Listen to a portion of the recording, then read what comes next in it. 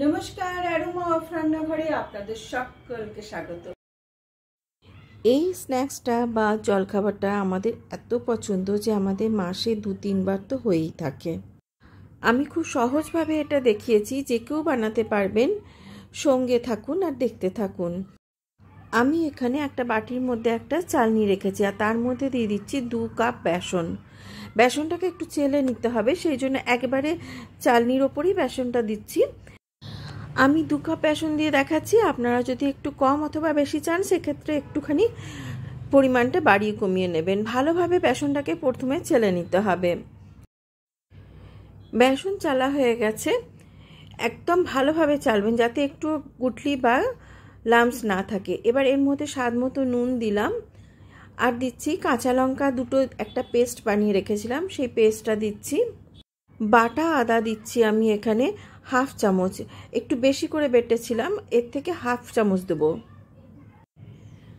আদা হাফ চামচ দিলাম আর দিচ্ছি এখানে লেবুর রস, একটু বেশি করে লেবুর রস বানিয়ে রেখেছি, কিন্তু এর থেকে 1 থেকে 1.5 চামচ মতন লাগবে। 1.5 চামচ লেবুর রস আমি এতে অ্যাড করলাম আর দিচ্ছি 1/4 টিস্পুন মতন হলুদ গুঁড়ো। এবার এই শুকনো উপকরণগুলোকে খুব ভালোভাবে প্রথমে মিশিয়ে নেব।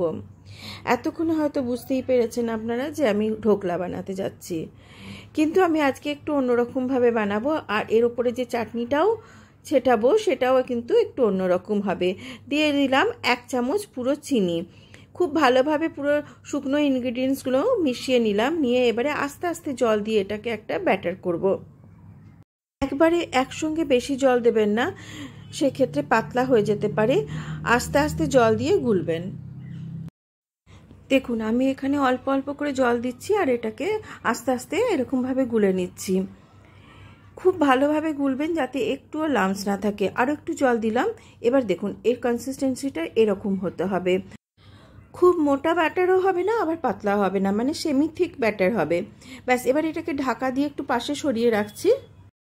এখানে আমার কাছে ইডলি স্ট্যান্ড আছে, ইডলি স্ট্যান্ডে একটুখানি অয়েল ব্রাশ করে নিচ্ছি, খুব ভালোভাবে একটুখানি রিফাইন্ড অয়েলকে লাগিয়ে নিচ্ছি। আপনাদের কাছে যদি ইডলি স্ট্যান্ড না থাকে সেক্ষেত্রে যে কোনো একটুখানি কিনারা উঁচু যে থালাগুলো হয় সেই থালাতেও করতে পারেন। অ্যালুমিনিয়াম হোক, স্টিল হোক কিংবা কেক টিনেও করতে পারেন। এইভাবে সবেতেই আমি অয়েল ব্রাশ করে নিলাম। যে ব্যাটারটা তৈরি করলাম এই ব্যাটারটার মধ্যে মেশাচ্ছি এবারে পুরো 1 প্যাকেট ইনো। যে ছোট প্যাকেটের ইনো পাওয়া যায় সেই ইনোটা, আর সামান্য একটুখানি জল দিলাম, তাতে ইনো খুব ভালোভাবে অ্যাক্টিভেট হবে। ব্যাস, এবার এটাকে গুলে নিচ্ছি। আর গুলে নিয়ে কিন্তু সঙ্গে সঙ্গে এটাকে স্টিমে বসাতে হয়। দেখুন ব্যাটারটা কতটা ফুলতে শুরু করেছে। এবারে এর মধ্যে পরিমাণ মতো অল্প অল্প করে এই স্ট্যান্ডের মধ্যে দিয়ে দিচ্ছি। প্রত্যেকটা স্ট্যান্ডেও অল্প অল্প করে দিচ্ছি, কেননা এটা একটু ফুলবে স্টিম হওয়ার পরে। এই দেখুন আমি সবগুলো স্ট্যান্ডে সাজিয়ে নিয়েছি আর বাকি ব্যাটারটা এই কেক টিনের মধ্যে দিয়ে দিয়েছি। এ থেকেই আমি একটুখানি জল গরম করতে দিয়েছিলাম, যাতে 10 মিনিট মতো স্টিম হয় এরকম জল দেবেন।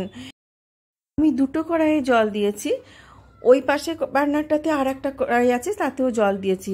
এখানে দিয়ে দিলাম ইডলি স্ট্যান্ডটা আর ওইটাতে দিচ্ছি আমি যে ওই কেক টিনের মধ্যে যে ব্যাটারটা দিলাম সেই কেক টিনটা। 2টো জায়গাকেই আমি স্টিমে বসিয়ে দিয়েছি আর ঢাকা দিয়ে দিয়েছি। আর এখন ঢাকা খুলবো না, প্রায় 10 মিনিট মতো স্টিম হওয়ার পরেই আমি ঢাকাটা খুলবো। আমি আপনাদের 8 থেকে 9 মিনিট পরে দেখাচ্ছি। দেখুন একটা স্কিওয়ার স্টিক্স দিয়ে দেখাচ্ছি। এই দেখুন এর গায়ে যদি কিছু না লাগে তাহলে জানবেন আপনাদের ঢোকলা একদম পারফেক্টভাবে হয়ে গেছে।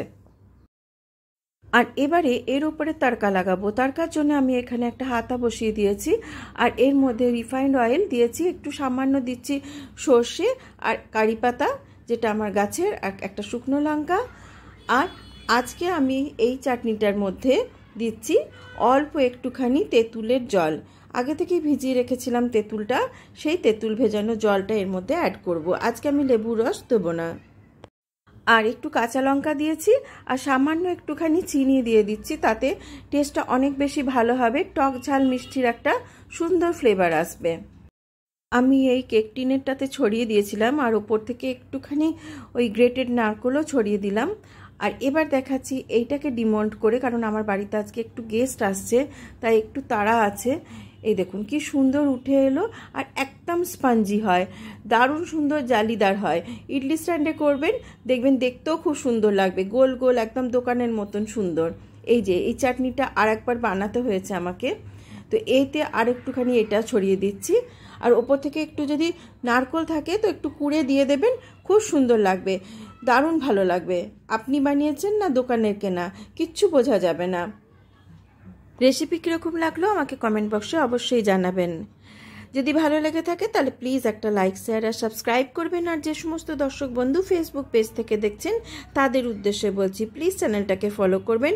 সবাই খুব ভালো থাকবেন, সঙ্গে থাকার জন্য অনেক অনেক ধন্যবাদ। আবার দেখা হবে আরও একটা নতুন রেসিপিতে। Till then, bye by.